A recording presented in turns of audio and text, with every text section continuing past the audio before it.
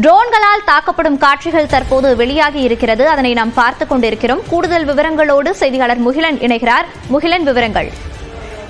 மோனிஷா, தற்போது இந்திய ராணுவமானது அதாவது ட்ரோன்களை பாகிஸ்தான் தொடர்ந்து பயன்படுத்தி இந்திய பகுதிகள் மீது தாக்குதலில் ஈடுபட்டு வருகிறது. தற்போது பாகிஸ்தானில் எந்த இடத்திலிருந்து இந்த ட்ரோன்கள் ஏவப்படுகிறது என்பதை கண்டறிந்து தற்போது அந்த இடத்தை தாக்கி அளித்திருக்கிறது இந்திய பாதுகாப்பு படையினர். இந்திய பாதுகாப்பு படையினரிடம் ஸ்வாதி வெப்பன் லொகேட்டிங் ரேடார் என்று ஒரு அதிநவீன கருவி உள்ளது. அந்த கருவியை பயன்படுத்தி எங்கிருந்தெல்லாம் பாகிஸ்தான் பகுதிகளில் எங்கிருந்தெல்லாம் அந்த ஏவுகணைகள் ஏவப்படுகிறது, எங்கிருந்தெல்லாம் ட்ரோன்கள் ஏவப்படுகிறது என்பதை கண்டறிவதற்காக பிரத்யேகமாக பயன்படுத்தக்கூடிய இந்த கருவி, இதை தற்போது பயன்படுத்தி பாகிஸ்தான் பகுதிகளில் இருந்து எங்கே இந்த ஏவுகணைகள் ஏவப்பட்டது அல்லது ட்ரோன்கள் ஏவப்பட்டது என்பதை கண்டறிந்து தற்போது அந்த பகுதியை தற்போது அளித்திருக்கின்றன. அது தொடர்பான காட்சி தற்போது வெளியாயிருக்கிறது, நம்மால் பார்க்க முடியும். அதாவது இந்த பகுதியில் இருந்துதான் ட்ரோன்கள் தொடர்ந்து ஏவப்பட்டு தற்போது இந்திய பகுதிகள் மீதான தாக்குதலில் பாகிஸ்தான் ஈடுபட்டு வந்தது. நேற்று மட்டும் சுமார் 26 இடங்களில் இந்த ட்ரோன்களை பயன்படுத்தி தாக்குதலில் பாகிஸ்தான் ஈடுபட்டது. தற்போது அந்த இடத்தை துல்லியமாக கண்டறிந்து தாக்குதலில் ஈடுபட்டு வருகின்றன. நாம் இன்று அதிகாலை முதல் பாகிஸ்தான் தனது தாக்குதலை தீவிரப்படுத்தி இருக்கிறது. இந்தியாவும் அதன் பதில் தாக்குதலை கடுமையாக்கி இருக்கிறது. அதன் ஒரு வெளிப்பாடாகத்தான் தற்போது இந்த நிகழ்வை நாம் பார்க்க வேண்டும். இந்தியா தற்போது எந்தெந்த இடத்திலெல்லாம் பாகிஸ்தான் பயன்படுத்தி எந்தெந்த இடத்திலிருந்தெல்லாம் தற்போது ஏவுகணைகள் மற்றும் ட்ரோன்களை ஏவுகிறதோ அந்த இடங்களை தற்போது குறிவைத்து இந்த தாக்குதலில் ஈடுபட்டு வருகிறது இந்திய பாதுகாப்பு படையினர். மோனிஷா, முகிலன், தற்போது பாகிஸ்தான் எந்தெந்த பகுதிகளை நோக்கி ஏவுகணை தாக்குதல்களை தொடுக்கின்றது?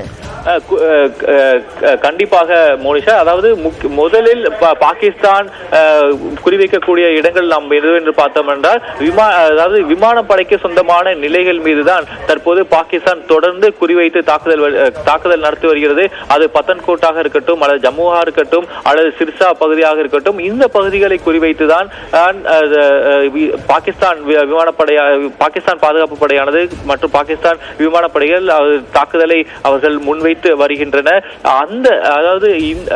இதை எல்லாம் தற்போது இந்திய பாதுகாப்பு படையினரான தொடர்ந்து முறியடித்து வருகின்றன. இன்று காலை ஃபத்தேக்ராக ஏவுகணைகளையும் பயன்படுத்தி அவர்கள் தாக்குதல் நடத்த முயன்றனர். ஆனால் அது ஜம்மு காஷ்மீர் பகுதியிலேயே முறியடிக்கப்பட்டது. இது கடந்த ஒரு 2-3 நாட்களாக நாம் தொடர்ந்து பார்த்து வருகிறோம். பாகிஸ்தான் இந்திய பாதுகாப்பு நிலைகள் மீதுதான் அவர்கள் குறிவைத்து தாக்குதல் நடத்த முயற்சிக்கின்றனர். எல்லை பகுதிகளில் பொதுமக்கள் மீது அவர்கள் குறிவைக்கின்றனர். அதை தாண்டி ட்ரோன்களாக இருக்கட்டும் அல்ல ஏவுகணைகளை பயன்படுத்தி அவர்கள் பெரும்பாலும் இந்திய பாதுகாப்பு படையின் நிலைகள் மீதுதான் அவர்கள் தாக்குதல் நடத்துகிறார்கள். ஜம்மு காஷ்மீர் தொடங்கி குஜராத், ராஜஸ்தான் வரை இந்த நடவடிக்கையை பாகிஸ்தான் தொடர்ந்து ஈடுபட்டு வருகிறது. அவர்களின் முதல் குறியாக இருப்பது இந்திய பாதுகாப்பு படைக்கு சொந்தமான அந்த நிலைகள் தான். ஆனால் அந்த மாதிரியான எந்த தாக்குதலிலும் அவர்களால் வெற்றி பெற முடியவில்லை. கடந்த ஒரு 2-3 நாட்களாக இவ்வாறு ஏவப்படும் ஏவுகணைகள் மற்றும் ட்ரோன்களும் அந்த இந்திய எல்லையிலேயே தாக்கி அளிக்கப்பட்டு வருகிறது. ஒரு சில இடங்களில் இந்த ட்ரோன்கள் சில இடங்களில் விழுந்து சேதத்தை ஏற்படுத்துகின்றன. ஆனால் பெரும்பாலும் இந்த ட்ரோன்கள் மற்றும் ஏவுகணைகள் முற்றிலுமாக எல்லையிலேயே அவர்கள் தாக்கி அளிக்கப்படுகின்றன. முகிலன், பாகிஸ்தான் தன்னுடைய தாக்குதல் போக்கை தீவிரப்படுத்தி வரும் சூழ்நிலையில் இந்தியா என்னென்ன ஆயுதங்களால் எதிர்வினையாற்றி வருகிறது? மோனிஷா, தொடர்ந்து அதாவது இந்தியா என்ன நாம் ஏற்கனவே பார்த்திருக்கிறோம். இந்த போர் ஒப்பந்த நிறுத்தத்தை அவர்கள் மீறும் போது பாகிஸ்தான் என்ன ஆயுதங்களை பயன்படுத்துகிறார்களோ அதே ஆயுதங்களை பயன்படுத்தி தான் தற்போது இந்தியாவும் பதிலளித்து கொடுத்து வருகிறது. இந்த ட்ரோன்களை பொறுத்தவரை ட்ரோன்களை எதிர்கொள்வதற்காக ஆன்டி டிஃபென்ஸ் கன்ஸ் என்று ஏர் டிஃபென்ஸ் கன்ஸ் என்று சொல்வார்கள். அந்த பெரிய ரக துப்பாக்கிகளை பயன்படுத்தி தான் இந்த ட்ரோன்கள் எல்லாம் சுட்டு வீழ்த்தப்படுகின்றன. இதெல்லாம் பெரும்பாலும் ஆட்டோமேட்டட் சிஸ்டம். அதாவது அந்த ட்ரோன்கள் எல்லை பகுதிக்குள் நுழையும் போது தானாகவே அந்த ட்ரோன்கள் எங்கு நகர்கின்றன என்பதை கண்டறிந்து இந்த துப்பாக்கிகள் ஏர் டிஃபென்ஸ் கன்ஸ் என்று சொல்வார்கள். இது ஆட்டோமேட்டிக்காக இந்த தாக்குதலை ஆரம்பிக்கும். பெரும்பாலும் இந்த ஏர் டிஃபென்ஸ் கன்ஸை பயன்படுத்தி தான் இந்த ட்ரோன்கள் எல்லாம் தாக்கி அளிக்கப்படுகிறது. ஏவுகணைகளை பொறுத்தவரை ஏற்கனவே இந்திய எல்லைகளில் S-400 இருக்கட்டும் அல்லது ஆகாஷ் ஏவுகணைகளாக இருக்கட்டும், குறிப்பாக சர்ஃபேஸ் டு ஏர் மிசைல்ஸ் என்று சொல்வார்கள், தரையிலிருந்து ஏவக்கூடிய ஏவுகணைகள், இவைகளை பயன்படுத்தி தான் இந்த பெரிய ரக ஏவுகணைகளை இந்திய அரசானது எதிர்கொண்டு வருகிறது. முகிலன், பாகிஸ்தானுடைய டார்கெட்டிங் பிளேசஸாக பார்க்கக்கூடிய ஜம்முவாக இருக்கட்டும், ஸ்ரீநகர், ரஜௌரி, இந்த பகுதிகளில் சேதம் எப்படி இருக்கிறது? எல்லை பகுதிகளில் கண்டிப்பாக பூஞ்ச், உரி மற்றும் ரஜோரி பகுதிகளில் நாம் தொடர்ந்து பார்த்து வருகிறோம். முதல் இலக்காக பாகிஸ்தான் தாக்குதலை மேற்கொள்வது இந்த பகுதிகள் தான். ஏன்னா இந்த பகுதிகள் என்பது பாகிஸ்தான் எல்லையை அடுத்தே இருக்கக்கூடியது. அதனால் இந்த பகுதிகளில் தொடர்ந்து அவர்கள் துப்பாக்கி தாக்குதலாக இருக்கட்டும் அல்லது இந்த ஆர்ட்டிலரி குண்டு தாக்குதலாக இருக்கட்டும், இவற்றை பயன்படுத்தி அவர்களுக்கு ஒரு கடுமையான தாக்குதலில் அவர்கள் தொடர்ந்து ஈடுபட்டு வருகின்றனர். இந்த பகுதிகளில் நாம் இரவும் பகலுமாக அந்த எதிர்த்தாக்குதலானது வழங்கப்பட்டு வருகிறது. மிக குறிப்பாக பாகிஸ்தான் இந்த பங்கர்ஸ் என்று சொல்வார்கள், அந்த பதுங்கு குழிகள், அந்த மாதிரியான பதுங்கு குழிகள் இருந்துதான் பாகிஸ்தானது இந்திய பகுதிகள் மீது தாக்குதல் நடத்துகின்றன. தற்போது அந்த பதுங்கு குழிகளையும் கண்டறிந்து அந்த பதுங்கு குழிகள் மீது தாக்குதலை இந்தியா தொடுத்து வருகிறது. மோனிஷா.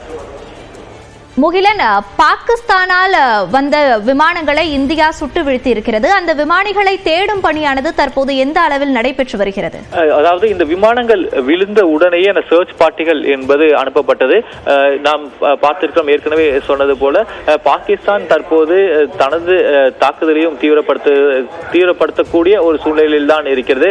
அவர்கள் அந்த போர் விமானத்தின் மூலம் இந்திய எல்லைகளுக்குள் நுழைய முயற்சி செய்தனர். ஆனால் தற்போது அது முறியடிக்கப்பட்டிருக்கிறது.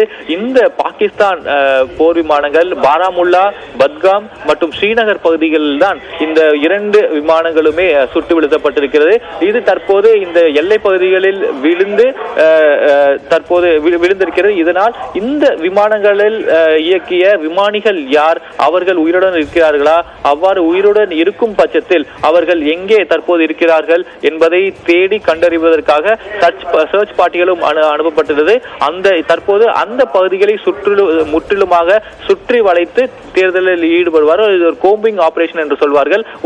ஒரு குறிப்பிட்ட இடத்தை முழுவதுமாக அந்த காவல்துறையினரோ, ஜம்மு காஷ்மீர் காவல்துறையினரோ அல்ல ராணுவத்தினரோ முழுவதுமாக சுற்றி வளைத்து வெளியிருந்து உள்ளே அவர்கள் நடந்து செல்வார்கள். இதைத்தான் கோம்பிங் ஆபரேஷன் என்று சொல்வார்கள். அவ்வாறு இந்த பகுதிகளில் அவர்கள் இந்த இடத்தில் அந்த விமானி இருக்கிறாரா அல்லது உயிரிழந்திருக்கிறாரா என்பதை கண்டறிவதற்காக தற்போது இந்த சர்ச் பார்ட்டியும் தொடங்கி இருக்கிறது.